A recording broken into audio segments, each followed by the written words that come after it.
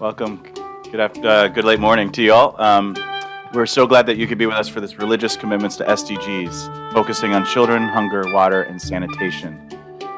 My name is Adam Nicholas Phillips, and I'm the director of the Center for Faith-Based and Neighborhood Partnerships at USAID. I want to thank everyone from the G20 Interfaith Forum who helped organize today's event. It's extraordinary to see what is possible when we can come together around our shared values and goals. I know many of you in the room. I've valued the contributions you've made in the realm of peace building, advocacy, humanitarian assistance, debt relief, global health, and more. For those I haven't met yet, my background is in pastoral ministry, advocacy, campaign work, and policy with many broad-based, locally led initiatives across the globe. In a way, I first cut my teeth nearly 2 decades ago now, working to achieve the Millennium Development Goals. And a lifetime of witness to this tremendous impact of religious leaders and organizations has compelled me to join the Biden-Harris administration and USAID in this moment, to do my part to strengthen our engagement with faith-based groups as they respond to the unprecedented crises facing the vulnerable today. USAID's engagement with communities of faith is not new. It's a legacy that dates back over 60 years to September this month, 1961, when U.S. President John F. Kennedy signed the Foreign Assistance Act into law. The act mandated the establishment of a single agency that would coordinate the U.S. government's foreign relief efforts at USAID. President Kennedy turned his attention that year to focus on the Food for Peace program, started by President Dwight D. Eisenhower to continue tackling growing issues of hunger and malnutrition on a global scale. 40 years later, in 2001, President George W. Bush institutionalized the U.S. government's capacity to continue this work through the creation of the White House Office of Faith-Based and Community Initiatives, a network of federal centers charged with partnering with faith-based social service providers to better serve the poor. That network, which includes my office at USAID that I lead today, has been reestablished by every president in some capacity for the last 20 years, a thread in the fabric of our democracy, running across decades and throughout administrations on a range of interconnected challenges. Our work with communities of faith represents our commitment to an inclusive, integrative approach to make the world a better place. President Biden, on February 14th of this year, signed an executive order that both reestablished the network of faith-based offices and expanded its mandate to partner with faith-based and local community groups on new issues we face. So as we set our face together to beat back tides of hatred and racism, seek resilience and climate action, to ending COVID-19 and securing human rights around the world, we are learning from our faith-based partners like you in this room and at this forum here in Bologna this week at every step. In this way, we are inspired to weave together a pattern that embraces pluralism and extends dignity to every person around the world. Dignity begins with meeting basic necessities of people, confronting child hunger, as we see in goal number 2 of the SDGs, and ensuring clean water and sanitation like we see in goal 6. These fundamental needs are reflected in the values of the Biden-Harris administration's agenda to build back better. It starts with meeting the basic necessities people need to thrive: clean water, quality education, decent work, food security for all. Here at the G20 Interfaith Forum, our commitment to these values will be manifested not only in our affirmation of these sentiments, but by our ability to take action on them. Our short time together this week must drive us to discover new modalities of action and stir us to invent new paradigms for partnerships between governments and communities that can help us ensure these commitments become reality for our neighbors in need around the world. In essence, to dream up ways to take action to build back better, together. At USAID, we are taking action to address COVID-19, clean water access, and child protection issues as interrelated challenges that are inherently tied to matters pertaining to human dignity. Access to clean water and sanitation, particularly in healthcare facilities, is a significant factor in providing safe healing spaces for millions around the world. The ability of WASH services is closely tied to perceptions that healthcare is dignified and respectful. According to the global What Women Want survey, women and girls wanted access to clean water and sanitary facilities, including toilets through health facilities, ranging from labor rooms to hospital beds. As the COVID-19 pandemic has shown, WASH in health facilities is also a major factor in creating a safe work environment by protecting health workers, staff, and patients alike from infectious diseases and healthcare-acquired infections. Lack of access to clean water, compounded by the pandemic, has resulted in serious risks to the safety and well-being of children, including impacts on their health and education outcomes, as well as increased risk of violence, child abuse, exploitation, neglect, psychosocial distress, and trauma, We know that when any one of these things occur in the life of a child, the impact can have lifelong effects. USAID is working to address this through increasing child protection, positive parenting, and family strengthening interventions to not only improve outcomes from children, but also mitigate the negative impacts of COVID-19 on both health outcomes and economic recovery. Maybe you've seen a recent Lancet article that describes approximately how over now 1.5 million children at least have lost a parent or caregiver to COVID-19. These figures are grim reminders, that the effects of the virus will impact the general population for years to come. We must think about the secondary effects of COVID, not just vaccine distribution, not just virus prevention, but the secondary effects that keep rolling and rolling, and that will impact us all. However, the vast majority of these children, these orphans, might have a surviving parent or caregiver, and it's critical to provide economic and social support to them, rather than rushing to institutionalized care solutions. This support is also critical for extended family members or kinship carers who take in children when both parents have died. Far too many children end up in orphanages because of poverty, not because they lack living adult family members who love them. COVID-19 also threatens to reverse a decade of global nutrition progress and has put millions more at risk. Current projections estimate that by 2022, next year, an additional 13.6 million children could suffer from wasting or acute malnutrition, and 3.6 million more children could face stunted growth that limits their lifelong potential. Over the last 6 months, I've said time and again how COVID-19 has made us all acutely aware of how connected we are to one another. Never before in history have we been presented with the extraordinary global challenges we face today. We're seeing famine-like conditions not seen in the Horn of Africa in nearly 3 decades. We are bearing witness to gut-wrenching scenes of uprooted families and communities fleeing conflict, violence, and autocratic rule across the world. And in every corner of the world, from Germany and Greece to Madagascar and Thailand, even back on the west coast of the United States where I am from, we're experiencing the ever-present reality of a planet shouldering the weight of unbearable climate change. And perhaps worst of all, this pandemic that undergirds this entire forum, that knows no borders and continues to rage. We think of the many from the global south that aren't with us today, and we must ensure that we redouble our efforts to hear their voices, their stories, and center their leadership as we face these challenges. I think that when we look around the world at this moment, we see that in many ways the pandemic has both set back our shared goals, as well as revealed how much more work we have always had to do. We have felt our own frailty and interconnectedness in these compounding crises. It's a grief upon grief. But through moments that surface our shared grief, the global community has cultivated a sense of purpose, that there be a common cause to a new future. That common cause reminds me that the creation of a tapestry requires extraordinary competence, attention to detail, intricacy, and even repetition. When completed, it symbolizes a lifetime of work. Lifetimes of work is represented in this room. It holds diverse layers together and portrays a picture meant to move and inspire its audience. And so, I'm hopeful for the unfolding that will result as a result of this forum. I know that we are all still weaving together a story.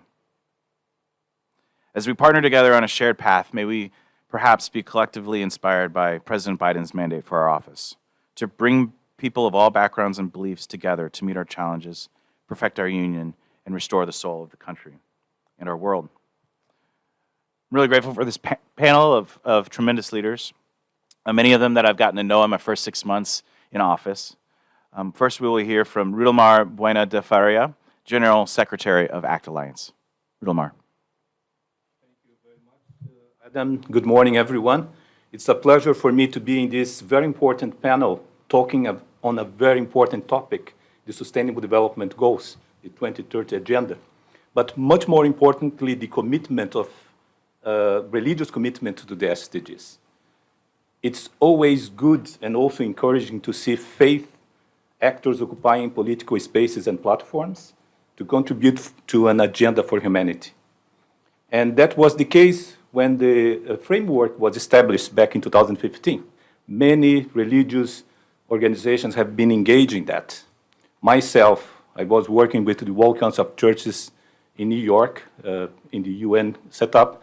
I personally have been even involved in one of the working groups that were working on the indicators for this, one of the goals of the framework. So we know that faith-based organizations have been involved in that, which is still the main platform for sustainable development. We do not have any other. That's the most comprehensive platform, the political platform for sustainable development.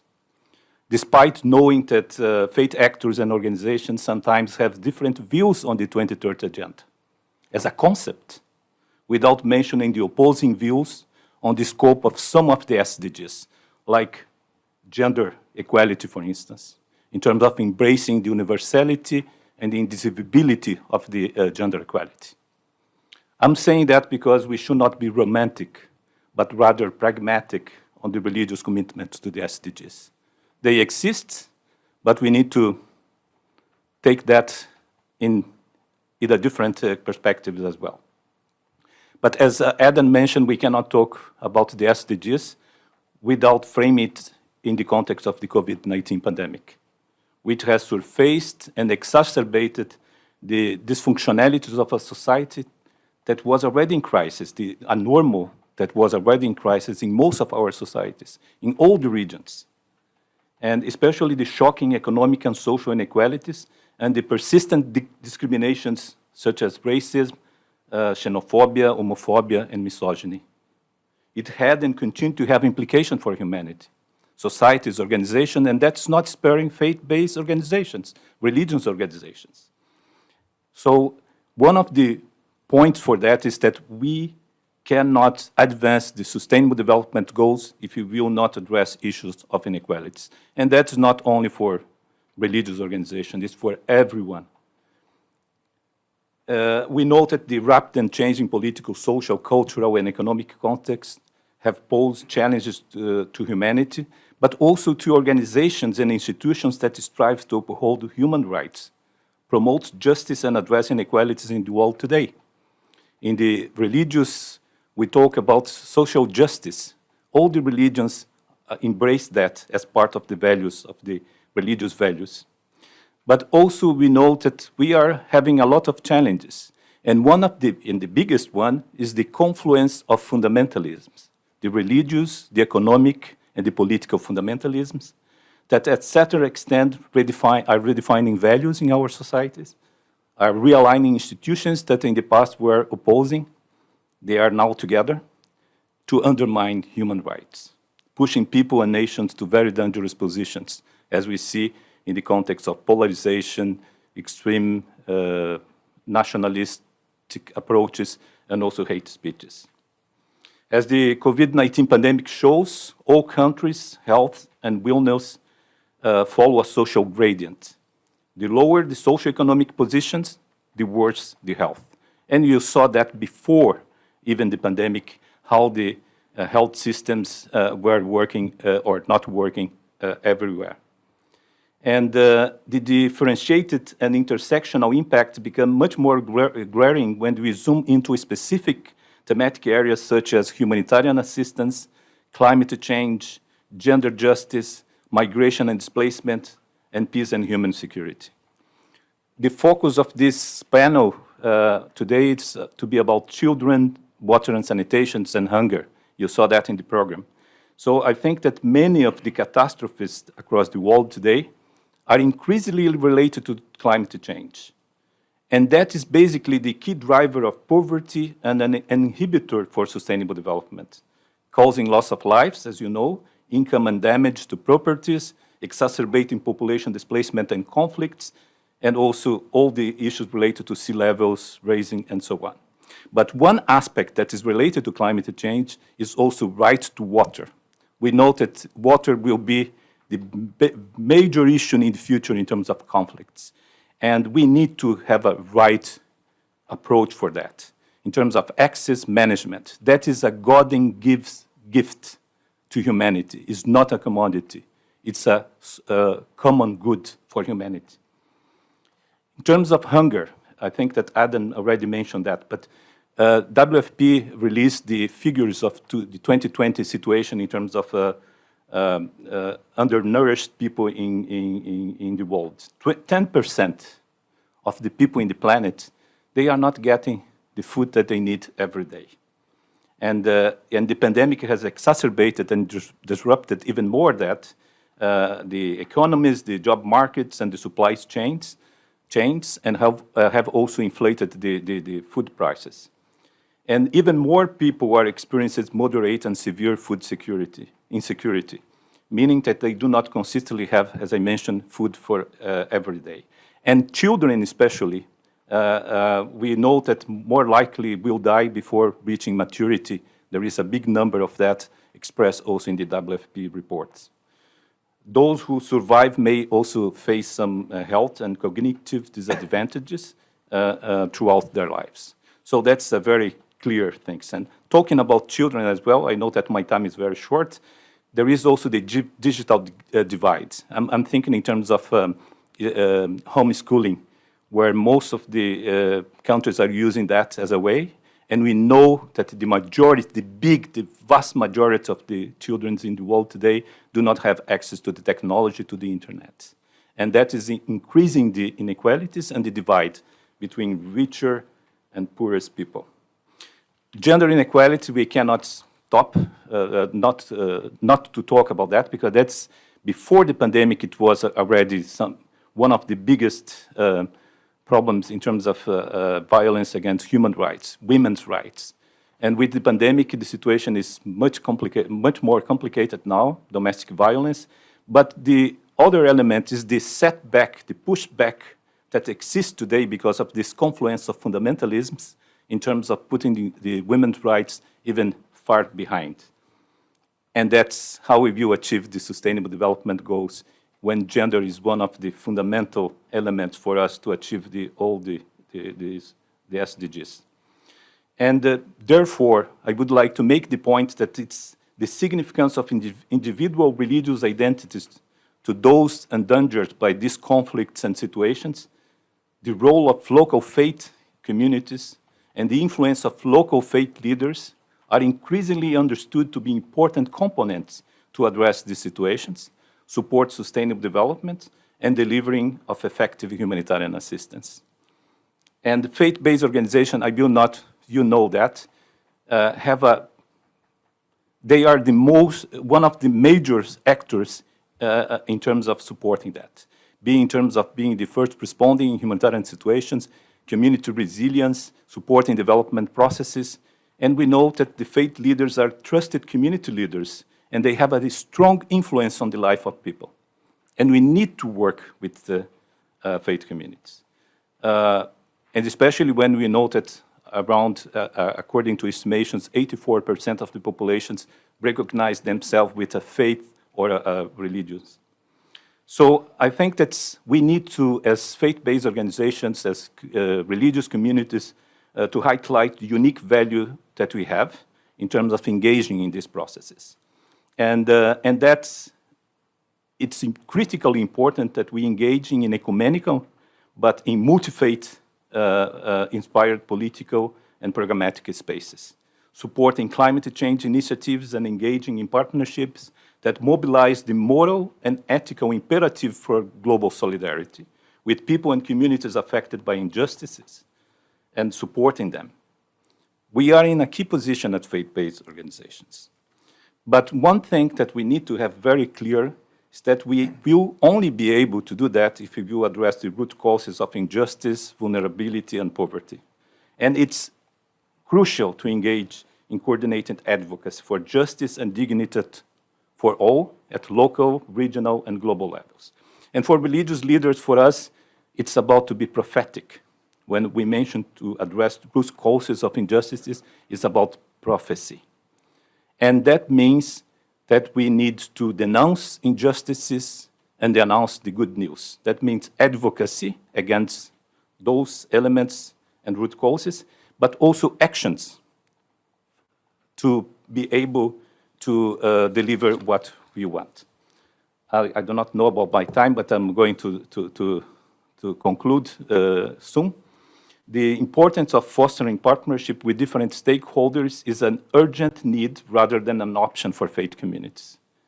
we have a unique window of opportunity to build a new social contract that honors the dignity of every human being, and we cannot ignore the opportunities that for faith-based organizations to offer insights in those spaces that are defining the future of humanity politically, through policies, through actions. So, but for that, of course, we need to understand the nexus between religion and development. That's very important. That has been, of course, part of the secular religious debate for many, many years. But often religion has been ignored and sidelined in international development strategies and cooperations. And despite in the last decades or so, especially the UN, United Nations have been engaging very much with faith actors to provide these aspects.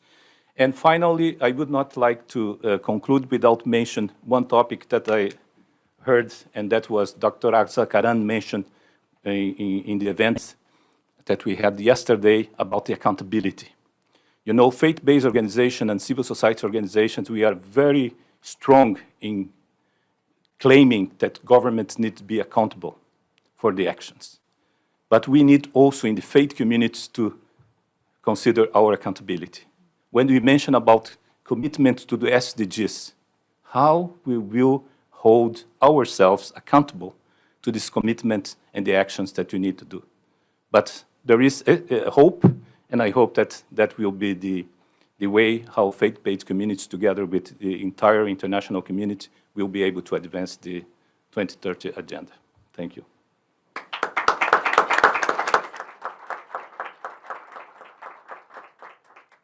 Thank you, Rudelmar. I'd like to now introduce Sharon Eubank, first counselor in the presidency of the Relief Society of the Church of Jesus Christ of the Latter-day Saints. Sharon. I'm very happy to have shared the table with these friends. We're tight here, so we feel very close. Thanks for Adam for your remarks, and especially for Rudelmar. Many of these people in the room and at the table are my friends, and I'm grateful. As Adam said, my name is Sharon Eubank. I represent Latter-day Saint Charities, which is the humanitarian arm of the Church of Jesus Christ of Latter-day Saints. But as a faith-based organization, we can do nothing without the partnership of the others here, so I'm very grateful to highlight some of the work. I hope that you won't mind that I brought some slides, because as we talk about the effects of the pandemic on poverty and particularly on hunger, I wanted to demonstrate some of this. We've alluded to it, but I just want to show some statistics if you won't mind. So many times the Sustainable Development Goals get overshadowed by an emergency. You know, you have these goals that we're working on as a priority for 10 years, but emergencies tend to overtake that. And I just wanted to show, okay.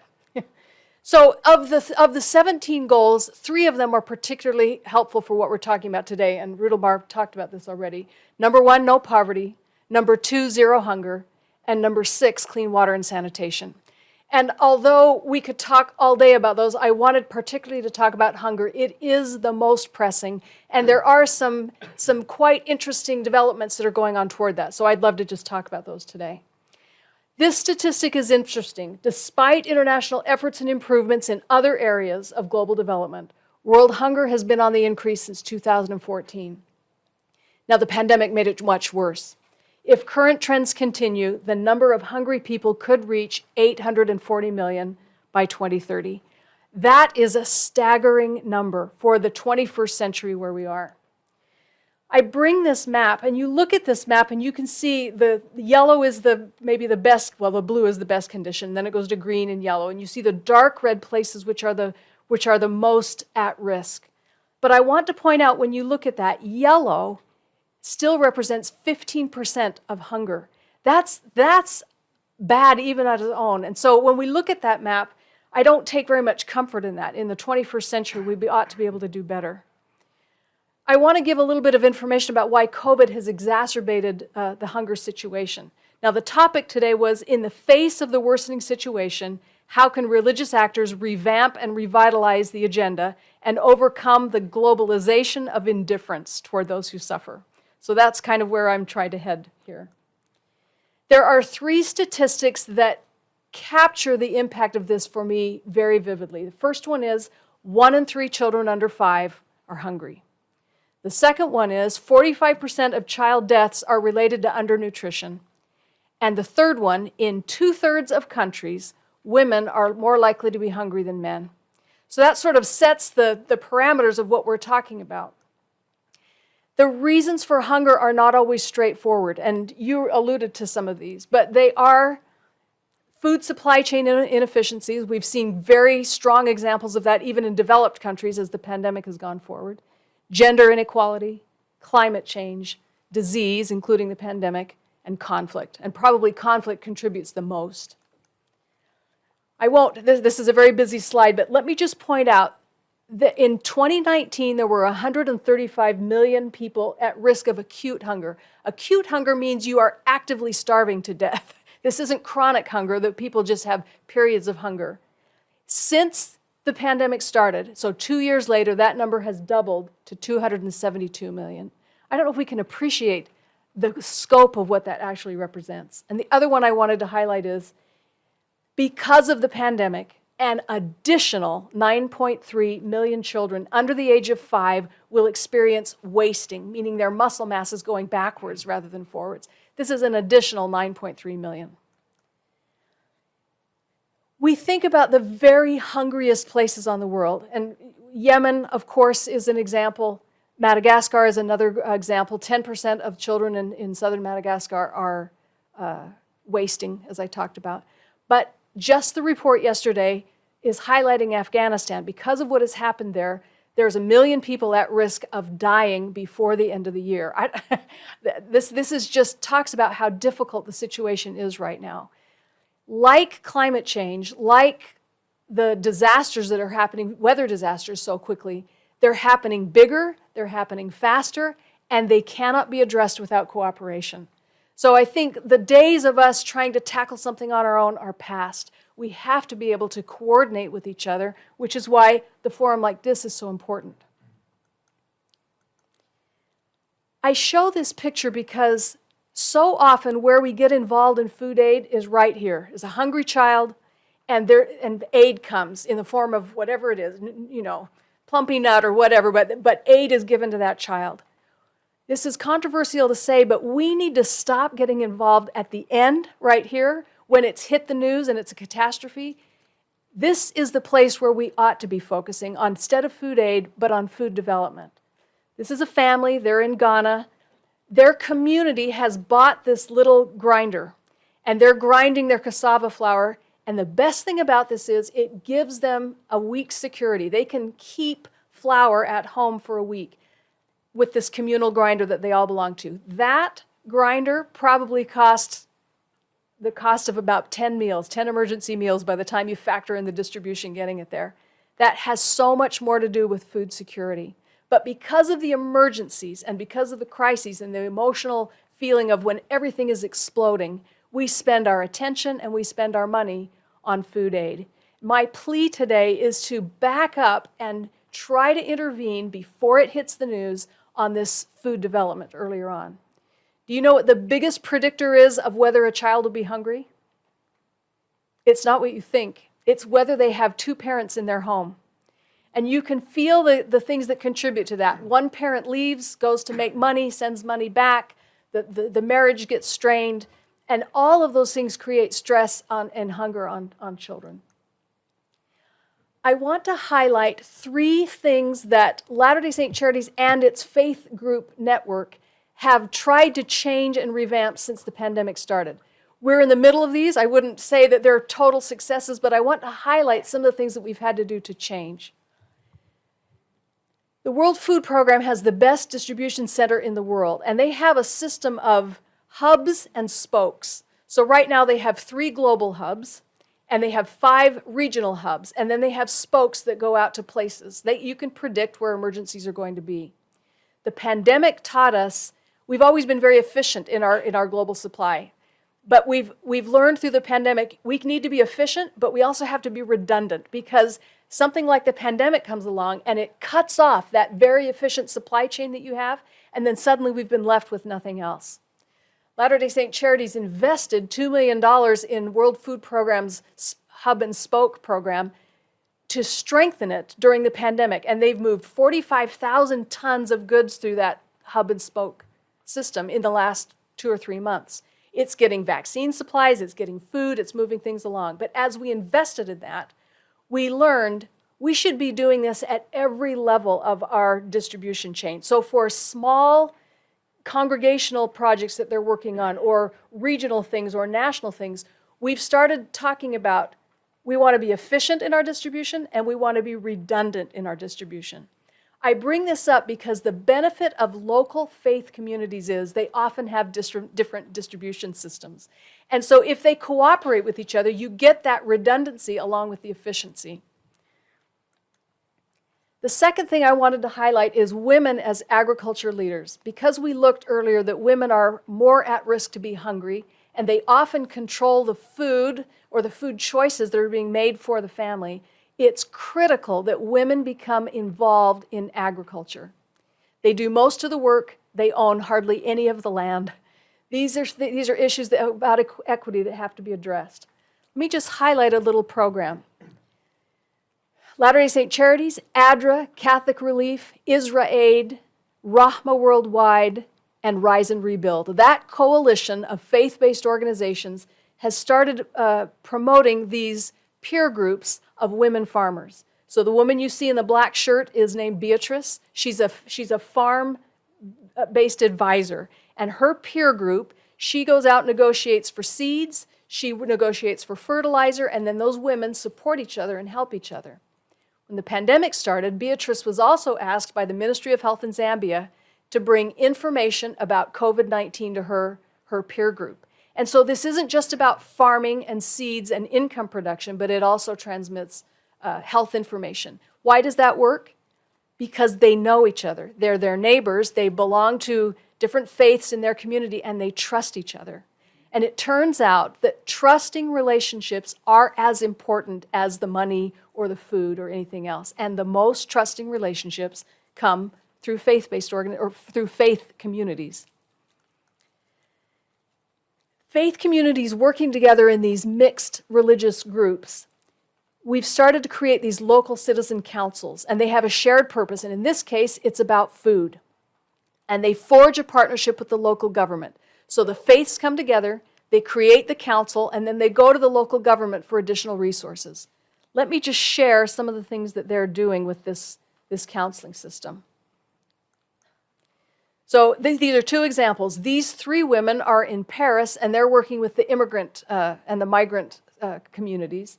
These other 2 women are in Qatar and Philippines, but they're both using this council system that I just described. So what they do is they visit the families and they figure out, not we have a goat project and we want to bring it to you, but what is it you want to do, and we'll see if we can help you find some resource to do it. So they find out about their needs and then their goals. Then they let them know about nutritional supplements, deworming medicine, anything that's locally available that could be of use in their family. They screen the children. Many, many children, their parents have no idea that they're underweight and malnourished because they eat something every day, but it's just starch. They're not getting the nutrients that they need so that their brains can develop. Then they share locally developed health and nutrition lessons with these parents. They encourage produce in their daily diet, and then they teach them how to grow a garden or to have small animal production, whatever it is their goal. Those have been around for ages, and that is the heart of development. But the reason it works is because they're working with someone trusted, and it's tailored to the goal of the family.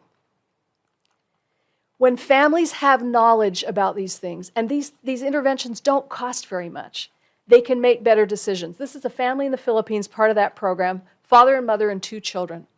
The mother said, "This was a wake-up call for me. I'm a teacher, and I didn't understand that children's brain development stops when they don't have the right nutrients," because her children were just eating rice every day. They felt full, but they weren't having the nutrition that they needed.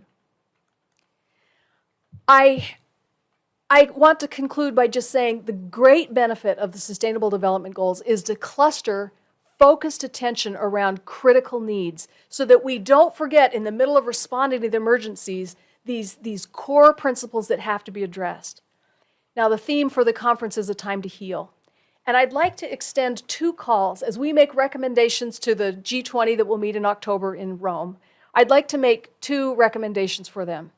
The first one is to ask faith communities in their nations for data and progress, as we talked about being accountable, about their work with the Sustainable Development Goals. So ask them for their accountability, for the data and the progress of the things they're working on. I promise they will be surprised at the scope of what's happening with those faith-based organizations. The second one is, please invest aid dollars early on, often best through the faith communities before the crisis is unbearable and it hits the news, and try to create a holistic approach to hunger. Nothing about that is new. Nothing about that is revolutionary. We talk about it. We just don't do it. This is the commitment of Latter-day Saint Charities. It's the commitment of this panel here today. And I hope that every one of us will walk out with that New Testament verse ringing in our ears, I was an hungered, and you gave me meat. And if you can do it unto the least of these, my brethren, you are doing it unto God. And I say that with all my commitment. Thank you very much.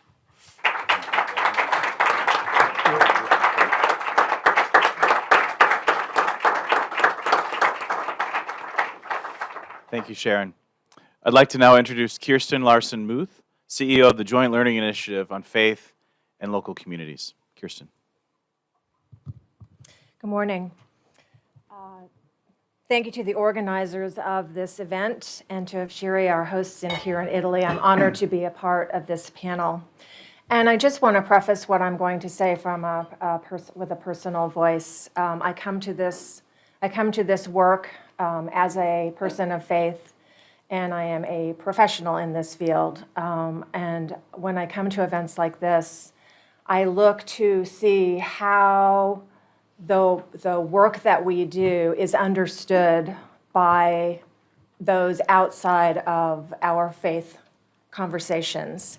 And so the remarks that I'm going to be making, I think, will conclude by speaking to what we talk about as faith engagement. The Joint Learning Initiative is a collective organization of 800 plus members, and we work to advance faith engagement through evidence-based work, and I will be using examples of that work in my comments.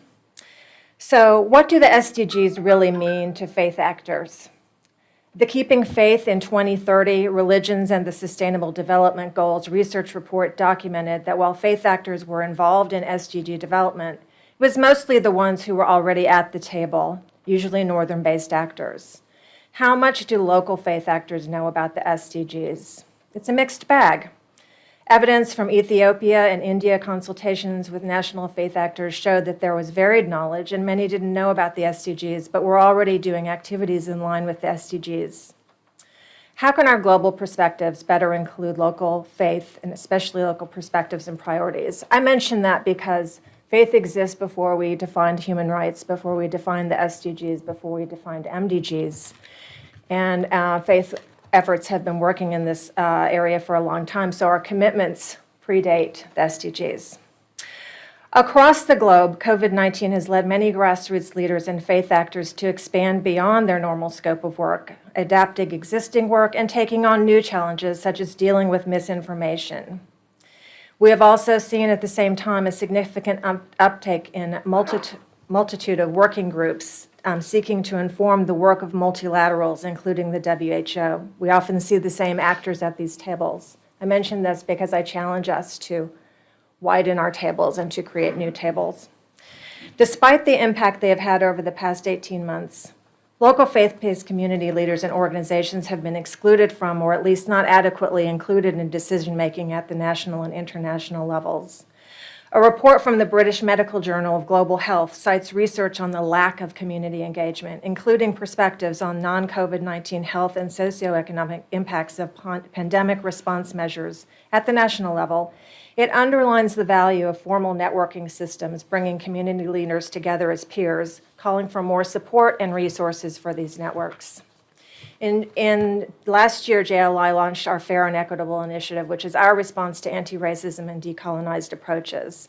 This initiative seeks to address asymmetries of power in research and knowledge, including our recognition that much of the existing evidence work privileges northern researchers and organizations.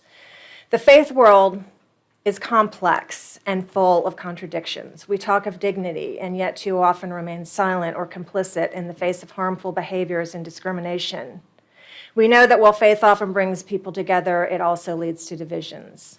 Conflicts can arise or be exacerbated when people from different faiths find it hard to live and work together, and it is the poorest that suffer the most. So we need to keep working to know more about how people from different faiths can come together and work in common purpose. One area of common ground has been improving water and sanitation, as has been mentioned by some of my compatriots up here, as the COVID pandemic has further put public health and sanitation needs in stark view. A progress report on faith-inspired action results in healthcare facilities from June this year cites that 1 in 4 healthcare facilities do not have access to basic water services, and 47 LDCs have it worse, with 50% lacking basic water and 60% lacking basic sanitation. Healthcare workers put themselves at risk and are unable to ensure that they first do no harms. 40 FBOs took up the call to address WASH in healthcare facilities, responding to Global Water 2020. The Catholic Church, as some examples, under Vatican leadership, piloted a program in 23 countries. The African Christian Health Association platform, which is estimated to deliver between 30 and 70% of services across about 5,000 facilities in 32 countries in Africa, distributed small grants to improve facilities. World Vision Salvation Army, itself represented in 131 countries, and many others. The African Council of Religious Leaders convened multi-faith religious leaders from 21 countries and made a unanimous endorsement of a call to action. Here we see the power of collective action for a clear purpose. In terms of children's rights, while the overall picture is that faith actors do significant work, there are those who perpetrate abuse and neglect and the cultures that allow for this.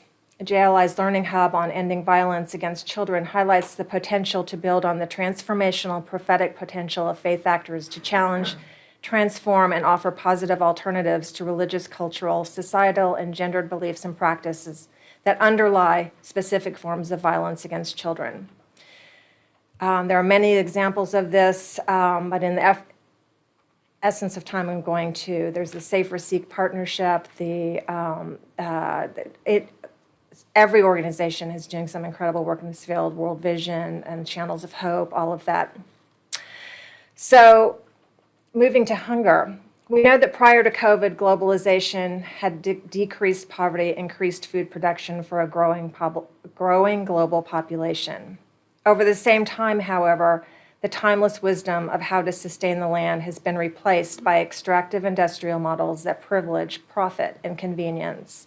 Progress is measured by market indices and GDP rather than collective prosperity. The pandemic has now erased many of the gains made from globalization. And while COVID has also made it harder to measure hunger, we know that among other negative impacts, women's risk of severe food insecurity is increasing faster than men's. There is enough food produced in the world to feed everyone on the planet. Small farmers, herders, and fishermen still produce about 70% of the global food supply, yet they remain especially vulnerable to food insecurity. Poverty and hunger are most acute among rural populations, which just underscoring Sharon's point about making investments early on. These are also the people most excluded from decision-making that affects them.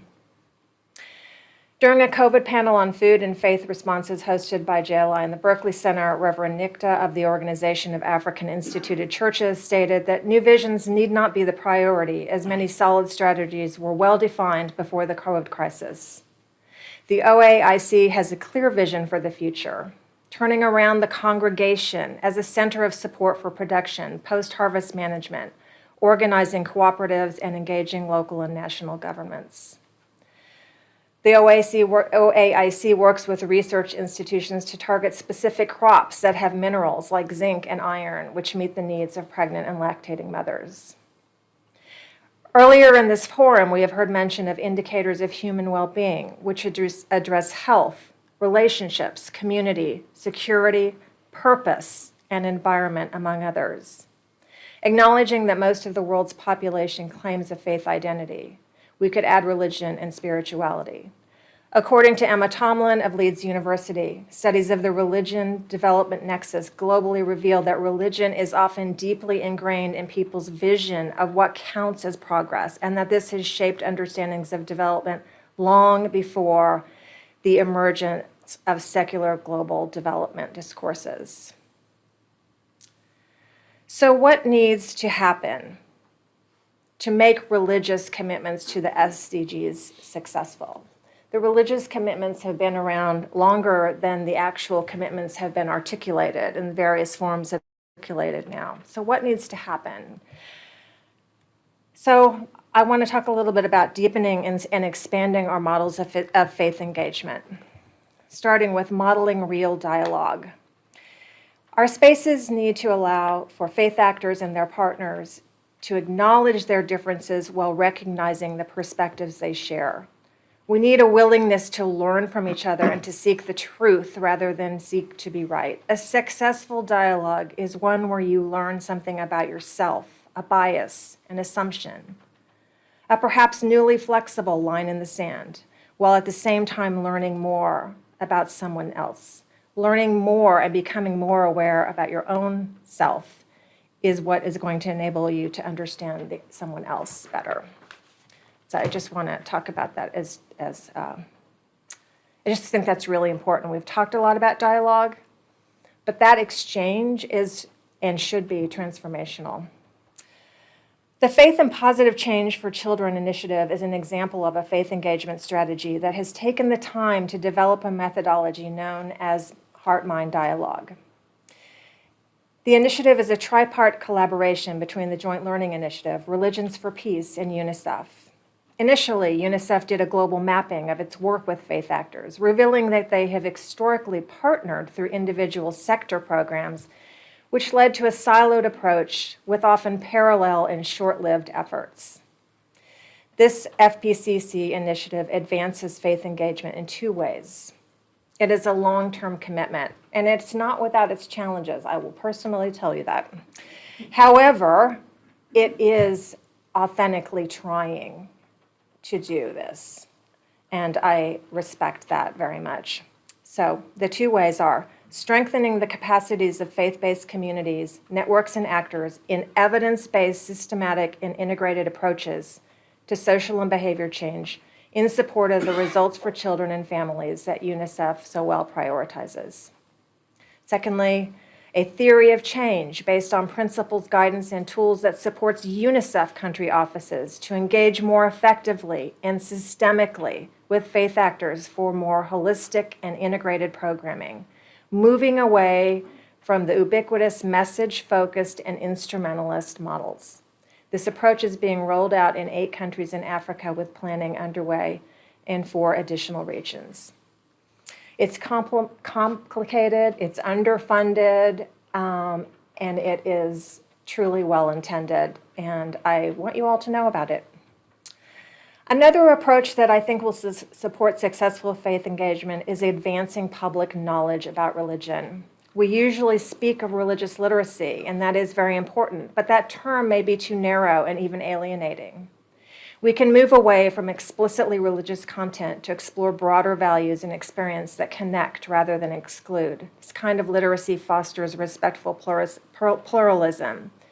Increasing public awareness and support can help to reduce the secular bias that continues to compromise faith engagement. We can recognize and invite new faith actors to the table beyond religious leaders and faith-inspired development professionals. Faith actors are also economists, business leaders, gender activists, farmers, and lawyers. They are engaged in improving the lives of their communities in myriad ways that can inspire others. And here I want to mention the youth. I wish their sessions could have been a centerpiece of this forum. I think we all would have been re-energized. Youth are the stakeholders of our future, and their voice is key. If they are interested in what we are saying, we are on the right path. Additionally, we can cultivate partnerships with those who manage religious content from a demand rather than a creator perspective. I think working more closely with journalists in the private sector seeking to reach people about what they want to understand about us rather than what we want them to understand. We can also advocate to advance religious education in schools in order to increase tolerance and pluralism. I also want to add my voice to the calls for accountability, and I'm going to identify two areas of accountability. I think we need to advance specific accountability for localization. The Grand Bargain and the Charter for Change made specific commitments to localization, yet measurements for accountability are both lagging and lacking. Faith actors were key signatories to the Charter of Change and should be leaders in systematizing and reporting on indicators for accountability across transfers in power and resources. We must also advance accountability for global and local faith engagement. Multilateral and other spaces created for faith engagement should be institutionalized and systematically resourced. Faith engagement requires an understanding of history and needs an institutional memory to avoid repetition, redundancy, and ruts. Engagement needs to catalyze specific action, and actions need to be integrated into intersectoral approaches and not siloed. Faith actors can do more to collectively call for more robust mechanisms of faith engagement. I believe in faith engagement. I believe it's not working as well as it should, and that's what my comments are about.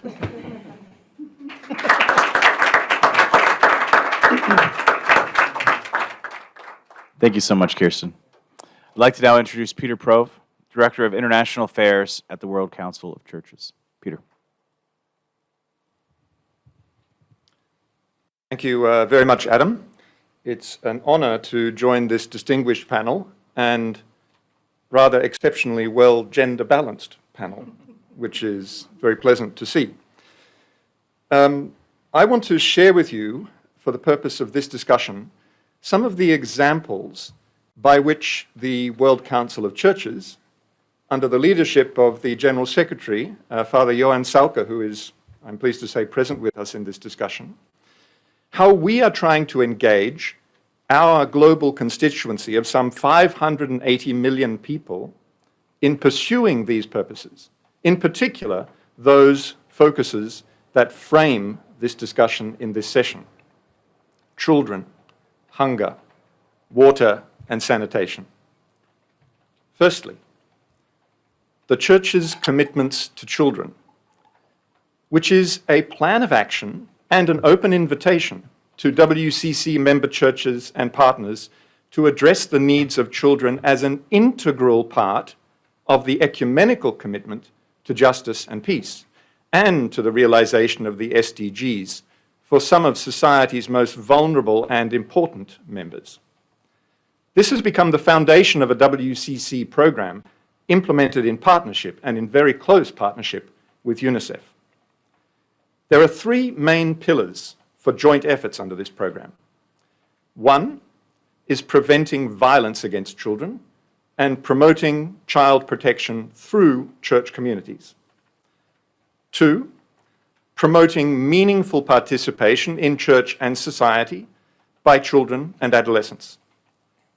And three, addressing some of the particularly critical issues for children in our time, and particularly raising church voices for intergenerational climate justice and supporting climate initiatives by, for, and with children.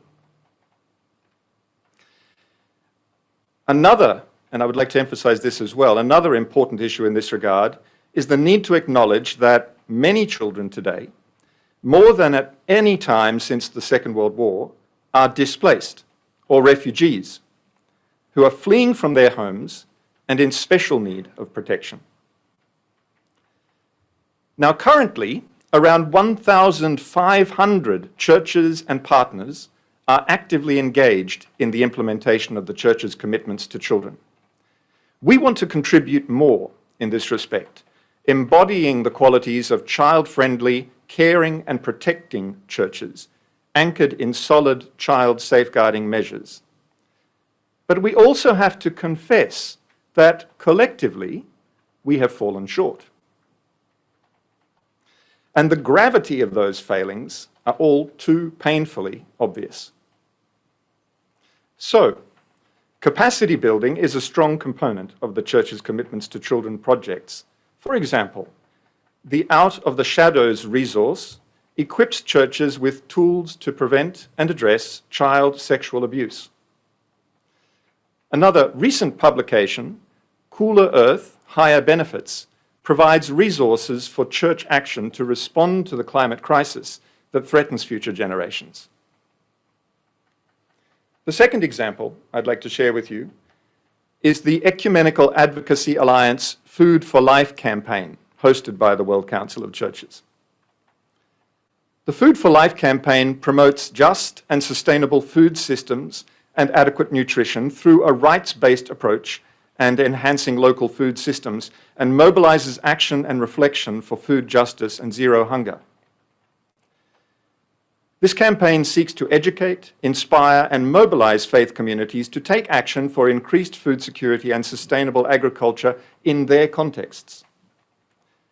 It promotes food as a right, a need, and a responsibility, recognizing, for example, that an estimated 1/3 of all food produced is wasted. There is an annual week of action on food, which is a centerpiece of this campaign, through which we seek to broaden and disseminate and widen the engagement in this focus. We have also promoted what we call the 10 Commandments on food, which seek to address the existential challenge of hunger and inequity in an innovative and spiritually engaging manner. The third example I'd like to share is the Ecumenical Water Network, again, an initiative hosted by the World Council of Churches. The Ecumenical Water Network brings together churches and church-related organizations that promote the preservation, responsible management, and equitable distribution of water for all, based on the understanding that water is a gift from God, a common good, and a fundamental human right. Since 2008, the Ecumenical Water Network, through its 7 Weeks for Water annual campaign, has been providing weekly theological reflections and other resources on water for the 7 weeks of the Lenten season and covering World Water Day on the 22nd of March. Through the work of the Ecumenical Water Network, the WCC itself became a blue community in 2016, replacing the sale and use of bottled water in the Ecumenical Center in Geneva with a tap-based network of water distribution fountains. As a blue community, WCC promotes the human right to water, says no to the privatization of water, and works to raise awareness of the problems created by indiscriminate use of disposable plastic bottles and their negative impact on the environment. The Ecumenical Water Network regularly engages in World Water Week, actively supports the work of the UN Special Rapporteur on the human right to safe drinking water and sanitation. Since 2017, the network and other partners have trained over 100 young people globally in a 2-week certificate course, the ECHO School on Water, Food, and Climate Change. I want to say a very brief word, beyond these examples, of the importance and the reality of interfaith engagement on SDGs. And we have present in our room representatives of 2 of our leading instruments for promoting that sort of engagement. Dr. Azza Karam, as Secretary General of Religions for Peace, and Khushwant Singh, who is head of the Secretariat of the International Partnership for Religion and Sustainable Development, which brings together governmental, intergovernmental, and faith-based partners from many different religious traditions to work together on the pursuit of the Sustainable Development Agenda. Now, ladies and gentlemen, I need your attention and I need your support. I know I already have a common cause with the other speakers on this panel regarding an issue of urgent concern, and that is the global hunger and food insecurity crisis, the emergency. Globally, right now, more than 41 million people, around half of them children, are at risk of starvation in some 43 countries. And 584,000 people are currently living in famine-like conditions in Ethiopia, Madagascar, South Sudan, and Yemen. And of course, we've just heard the reports of the looming crisis in Afghanistan. The global hunger crisis is being driven by conflict, by climate change, and by the economic impacts of COVID-19 that have left people even further behind. Immediate action is required to stop people sliding into famine or famine-like conditions and to prevent widespread starvation. We know from past emergencies that around half of the victims of famines perished before an official famine declaration was made. Half of all those that died were children under the age of 5. Funding commitments must be dispersed quickly in order to meet these urgent needs, and additional commitments must be made to support longer-term solutions to food crises. Most urgently, the $8.5 billion committed in the G7 Compact on Famine Prevention and Humanitarian Crises needs to be disbursed without further delay, and it needs to target the 41 million people in those emergency and catastrophe famine levels of food insecurity, with a focus on meeting the nutrition needs of children in their first 1,000 days. The critical window to prevent famine is rapidly closing, and funding must reach those that need it most. Funding must be additional to existing humanitarian funding commitments. It must be new money, and it must not be diverted from the already 35 underfunded humanitarian response plans. Longer-term actions are needed to address the underlying issues that are driving hunger. Support to climate change adaptation for those most affected, livelihood support and COVID-19 recovery assistance and peace building are among the range of programs required to help communities recover, adapt, rebuild, and eventually thrive. Right now, we are preparing a new ecumenical and interreligious initiative to address these issues, and we're going to launch it on World Food Day, 16th of October, to address the urgency of these matters. And I invite all of the faith-based, ecumenical and interfaith partners represented in this room to join us in that initiative. I hope, and this is my appeal to all of you who can convey this message, I hope that this G20 Interfaith Forum can actively take up these concerns and demand action of the G20, of the G7, and of all those that have the power to shift this equation. Thank you.